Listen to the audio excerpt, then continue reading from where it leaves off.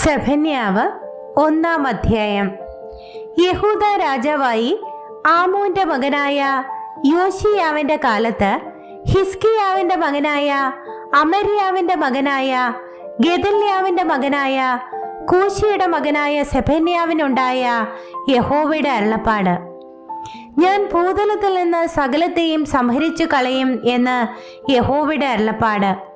ഞാൻ മനുഷ്യരെയും മൃഗങ്ങളെയും സംഹരിക്കും. ഞാൻ ആകാശത്തിലെ പറവജാതിയെയും സമുദ്രത്തിലെ മത്സ്യങ്ങളെയും ദുഷ്ടന്മാരോടുകൂടെ ഇടർച്ചകളെയും സംഹരിക്കും. ഞാൻ ഭൂതലത്തിൽ നിന്ന് മനുഷ്യനെ ഛേദിച്ചു കളയും എന്ന് യഹോവയുടെ അരുളപ്പാട്. ഞാൻ യഹൂദായുടെ മേലും യെരൂശലേമിലെ സകല നിവാസികളുടെ മേലും കൈനീട്ടും. ഞാൻ ഈ സ്ഥലത്തു നിന്ന് ബാലിന്റെ ശേഷിപ്പിനെയും പുരോഹിതന്മാരോടുകൂടെ പൂജാരികളുടെ പേരിനെയും മേൽപ്പുരകളിൽ ആകാശത്തിലെ സൈന്യത്തെ നമസ്കരിക്കുന്നവരെയും യഹോവയെ ചൊല്ലിയും മൽക്കാമിനെ ചൊല്ലിയും സത്യം ചെയ്ത് നമസ്കരിക്കുന്നവരെയും യഹോവയെ വിട്ട് പിന്മാറിയവരെയും യഹോവയെ അന്വേഷിക്കുകയോ അവനെക്കുറിച്ച് ചോദിക്കുകയോ ചെയ്യാത്തവരെയും ഛേദിച്ചു കളയും. യഹോവയായ കർത്താവിന്റെ സന്നിധിയിൽ മിണ്ടാതിരിക്കുക. യഹോവയുടെ ദിവസം അടുത്തിരിക്കുന്നു. യഹോവ ഒരു യാഗസദ്യ ഒരുക്കി താൻ ക്ഷണിച്ചവരെ വിശുദ്ധീകരിച്ചും ഇരിക്കുന്നു. എന്നാൽ യഹോവയുടെ യാഗസദ്യയുള്ള ദിവസത്തിൽ ഞാൻ പ്രഭുക്കന്മാരെയും രാജകുമാരന്മാരെയും അന്യദേശ വസ്ത്രം ധരിച്ചിരിക്കുന്ന ഏവരെയും സന്ദർശിക്കും. അന്നാളിൽ ഞാൻ ഉമ്മരപ്പടി ചാടിക്കിടക്കുന്ന ഏവരെയും സാഹസവും വഞ്ചനയും കൊണ്ട് തങ്ങളുടെ യജമാനന്മാരുടെ വീടുകളെ നിറയ്ക്കുന്നവരെയും സന്ദർശിക്കും. അന്നാളിൽ മത്സ്യഗോപുരത്തിൽ നിന്ന് ഉറക്കെയുള്ള ഒരു നിലവിളിയും രണ്ടാമത്തെ നഗരാംശത്തിൽ നിന്ന് ഒരു മുറവിളിയും കുന്നുകളിൽ നിന്ന് ഒരു ചടചട നാദവും ഉണ്ടാകും എന്ന് യഹോവയുടെ അരുളപ്പാട്. മക്തേസ് നിവാസികളെ മുറിയിടുവിൻ. വ്യാപാരി ജനമൊക്കെയും നശിച്ചു പോയല്ലോ. സകല ദ്രവ്യവാഹകന്മാരും ഛേദിക്കപ്പെട്ടിരിക്കുന്നു. ആ കാലത്ത് ഞാൻ യെരൂശലേമിനെ വിളക്ക് കത്തിച്ച് ശോധന കഴിക്കുകയും മട്ടിന്മേൽ ഉറച്ചു കിടന്ന് യഹോവ ഗുണമോ ദോഷമോ ചെയ്യുകയില്ല എന്ന് ഹൃദയത്തിൽ പറയുന്ന പുരുഷന്മാരെ സന്ദർശിക്കുകയും ചെയ്യും. അങ്ങനെ അവരുടെ സമ്പത്ത് കവർച്ചയും അവരുടെ വീടുകൾ ശൂന്യവുമായി തീരും. അവർ വീട് പണിയും, പാർക്കയില്ല താനും. അവർ മുന്തിരിത്തോട്ടം ഉണ്ടാക്കും, വീഞ്ഞു കുടിക്കയില്ല താനും. യഹോവയുടെ മഹാദിവസം അടുത്തിരിക്കുന്നു. അത് അടുത്ത് അത്യന്തം ബന്ധപ്പെട്ടു വരുന്നു. കേട്ടോ, യഹോവയുടെ ദിവസം. വീരൻ അവിടെ കഠിനമായി നിലവിളിക്കുന്നു. ആ ദിവസം ക്രോധ ദിവസം, കഷ്ടവും സങ്കടവുമുള്ള ദിവസം, ശൂന്യതയും നാശവുമുള്ള ദിവസം, ഇരുട്ടും അന്ധകാരവുമുള്ള ദിവസം, മേഘവും മൂടലുമുള്ള ദിവസം. ഉറപ്പുള്ള പട്ടണങ്ങൾക്കും ഉയരമുള്ള കൊത്തളങ്ങൾക്കും വിരോധമായി കാഹളനാദവും ആരവവുമുള്ള ദിവസം തന്നെ. മനുഷ്യർ കുരുടന്മാരെ പോലെ നടക്കത്തക്കവണ്ണം ഞാൻ അവർക്ക് കഷ്ടത വരുത്തും. അവർ യഹോവയോട് പാപം ചെയ്തുവല്ലോ. അവരുടെ രക്തം പൊടി പോലെയും അവരുടെ മാംസം കാഷ്ടം പോലെയും ചൊരിയും. യഹോവയുടെ ക്രോധ ദിവസത്തിൽ അവരുടെ വെള്ളിക്കും പൊന്നിനും അവരെ രക്ഷിപ്പാൻ കഴിയുകയില്ല. സർവഭൂമിയും അവന്റെ തീഷ്ണതാഗ്നിക്ക് ഇരയായി തീരും. സകല ഭൂവാസികൾക്കും അവൻ ശീഘ്ര സംഹാരം വരുത്തും. സെഫന്യാവ് 2-ാം അധ്യായം. നാണമില്ലാത്ത ജാതിയെ, നിർണയം ഫലിക്കുന്നതിനു മുൻപേ ദിവസം പതിർ പോലെ പാറിപ്പോകുന്നു. യഹോവയുടെ ഉഗ്രകോപം നിങ്ങളുടെ മേൽ വരുന്നതിനു മുൻപേ, യഹോവയുടെ കോപ ദിവസം നിങ്ങളുടെ മേൽ വരുന്നതിനു മുൻപേ കൂടി വരുവിൻ.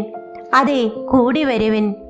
യഹോവയുടെ ന്യായം പ്രവർത്തിക്കുന്നവരായി ഭൂമിയിലെ സകല സൗമ്യന്മാരുമായുള്ളവരെ അവനെ അന്വേഷിപ്പിൻ. നീതി അന്വേഷിപ്പിൻ, സൗമ്യത അന്വേഷിപ്പിൻ. പക്ഷേ നിങ്ങൾക്ക് യഹോവയുടെ കോപ ദിവസത്തിൽ മറഞ്ഞിരിക്കാം. ഗസ്സ നിർജ്ജനമാകും, അസ്കലോൻ ശൂന്യമായി തീരും. അസ്തോദിനെ അവർ മധ്യാഹ്നത്തെങ്കിൽ നീക്കിക്കളയും. ഏക്രോന് നിർമൂലനാശം വരും. സമുദ്രതീര നിവാസികളായ ക്രേത്യജാതിക്ക് അയ്യോ കഷ്ടം. ഫെലിസ്ത്യ ദേശമായ കനാനേ, യഹോവയുടെ വചനം നിങ്ങൾക്ക് വിരോധമായിരിക്കുന്നു. നിനക്ക് നിവാസികൾ ഇല്ലാതാകും വണ്ണം ഞാൻ നിന്നെ നശിപ്പിക്കും. സമുദ്രതീരം ഇടയന്മാർക്ക് കുടിലുകളും ആട്ടിൻകൂട്ടങ്ങൾക്ക് തൊഴുത്തുകളുമുള്ള പുൽപ്പുറങ്ങളായി തീരും. തീരപ്രദേശം യഹൂദ ഗൃഹത്തിന്റെ ശേഷിപ്പിനാകും. അവർ അവിടെ മേയ്ക്കും. അസ്കലോൻ വീടുകളിൽ അവർ വൈകുന്നേരത്ത് കിടന്നുറങ്ങും. അവരുടെ ദൈവമായ യഹോവ അവരെ സന്ദർശിച്ച് അവരുടെ സ്ഥിതി മാറ്റുമല്ലോ. മോവാബിന്റെ ധിക്കാരവും അമ്മോന്യർ എൻ്റെ ജനത്തെ നിന്ദിച്ച് അവരുടെ ദേശത്തിന് വിരോധമായി വമ്പു പറഞ്ഞ ശകാരങ്ങളും ഞാൻ കേട്ടിരിക്കുന്നു. അതുകൊണ്ട് ഇസ്രായേലിന്റെ ദൈവമായ സൈന്യങ്ങളുടെ യഹോവയുടെ അരുളപ്പാടാവിത്: എന്നാണ് മോവാബ് സൊദോമെ പോലെയും അമ്മോന്യർ ഗൊമോറായെ പോലെയും തൂവക്കാടും ഉപ്പുപടനയും ശാശ്വത ശൂന്യവുമായി തീരും. എൻ്റെ ജനത്തിൽ ശേഷിപ്പുള്ളവർ അവരെ കവർച്ച ചെയ്യും. എൻ്റെ ജാതിയിൽ ശേഷിച്ചിരിക്കുന്നവർ അവരുടെ ദേശത്തെ അവകാശമായി പ്രാപിക്കും. ഇത് അവരുടെ അഹങ്കാരം നിമിത്തം അവർക്ക് ഭവിക്കും. അവർ സൈന്യങ്ങളുടെ യഹോവയുടെ ജനത്തോട് നിന്ദയും വമ്പും കാട്ടിയിരിക്കുന്നുവല്ലോ. യഹോവ അവരോട് ഭയങ്കരനായിരിക്കും.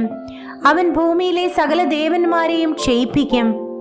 ജാതികളുടെ സകല ദ്വീപുകളും അതത് സ്ഥലത്തു നിന്ന് അവനെ നമസ്കരിക്കും. നിങ്ങളോ കൂശ്യരെ, എൻ്റെ വാളിനാൽ നിഹതന്മാർ. അവൻ വടക്കോട്ട് കൈനീട്ടി അശൂരിനെ നശിപ്പിക്കും. നിനവയെ ശൂന്യവും മരുഭൂമിയിലെ വരണ്ട നിലവും ആക്കും. അതിൻ്റെ നടുവിൽ ആട്ടിൻകൂട്ടങ്ങളും നാനാജാതി മൃഗങ്ങളും കിടക്കും. അതിൻ്റെ പോതികകളുടെ ഇടയിൽ വേഴാമ്പലും മുള്ളനും രാപാർക്കും. കിളിവാതിൽക്കൽ പാട്ടുപാടുന്നത് കേട്ടോ? ദേവദാരു പണി പറിച്ചു കളഞ്ഞിരിക്കിയാൽ ഉമ്മരപ്പടിക്കൽ ശൂന്യതയുണ്ട്. ഞാനേയുള്ളൂ, ഞാനല്ലാതെ മറ്റാരുമില്ല എന്ന് ഹൃദയത്തിൽ പറഞ്ഞ് നിർഭയം വസിച്ചിരുന്ന ഉല്ലസിത നഗരം ഇത് തന്നെ. അത് ശൂന്യവും മൃഗങ്ങൾക്ക് കിടപ്പിടവുമായി തീർന്നത് എങ്ങനെ? അതിനരികെ കൂടി പോകുന്ന ഏവനും ചൂളകുത്തി കൈകുലുക്കും. സെഫന്യാവ് 3-ാം അധ്യായം. മത്സരവും മലിനതയുമുള്ളതും പീഡിപ്പിക്കുന്നതുമായ നഗരത്തിന് അയ്യോ കഷ്ടം! അവൾ വാക്ക് കേട്ടനുസരിച്ചിട്ടില്ല, പ്രബോധനം കൈക്കൊണ്ടിട്ടില്ല, യഹോവയിൽ ആശ്രയിച്ചിട്ടില്ല, തൻ്റെ ദൈവത്തോട് അടുത്തു വന്നിട്ടുമില്ല. അതിനകത്ത് അതിൻ്റെ പ്രഭുക്കന്മാർ ഗർജിക്കുന്ന സിംഹങ്ങൾ, അതിൻ്റെ ന്യായാധിപതിമാർ വൈകുന്നേരത്തെ ചെന്നായ്ക്കൾ. അവർ പ്രഭാതകാലത്തേക്ക് ഒന്നും ശേഷിപ്പിക്കുന്നില്ല.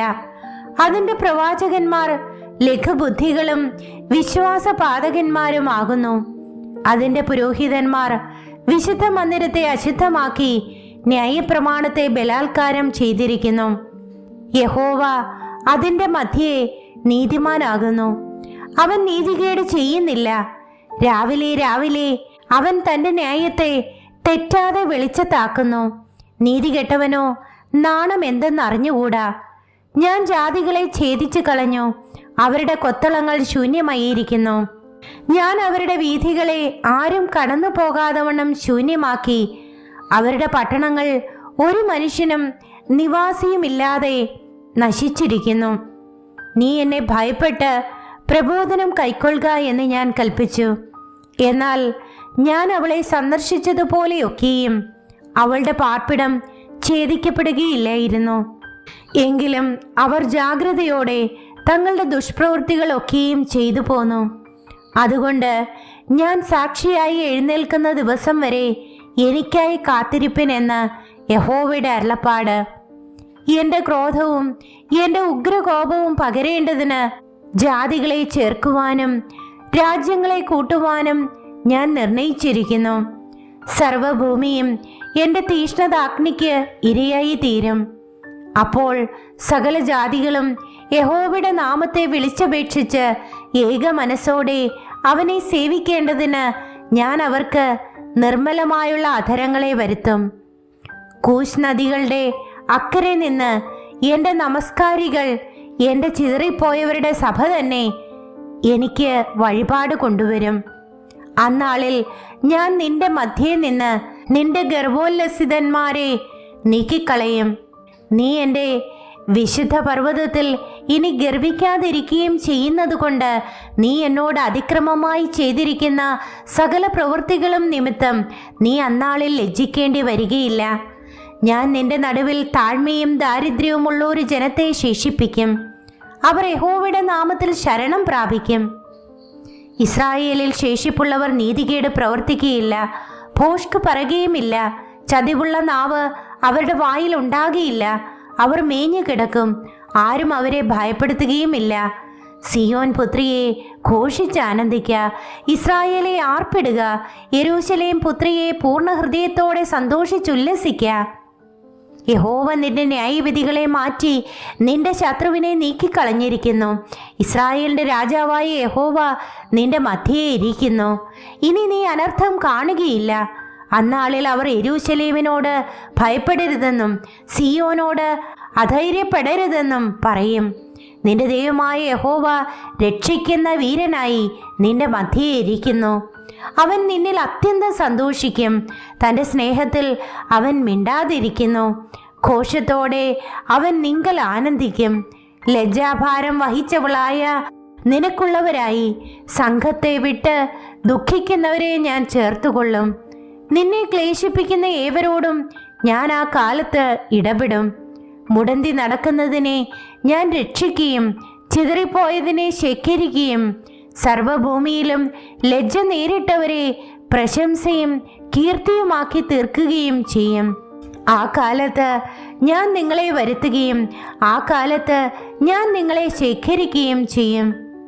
നിങ്ങൾ കാണുകെ ഞാൻ നിങ്ങളുടെ പ്രവാസികളെ മടക്കി വരുത്തുമ്പോൾ ഞാൻ നിങ്ങളെ ഭൂമിയിലെ സകല ജാതികളുടെയും ഇടയിൽ കീർത്തിയും പ്രശംസയും ആക്കി തീർക്കുമെന്ന് യഹോവ അരുളിച്ചെയ്യുന്നു.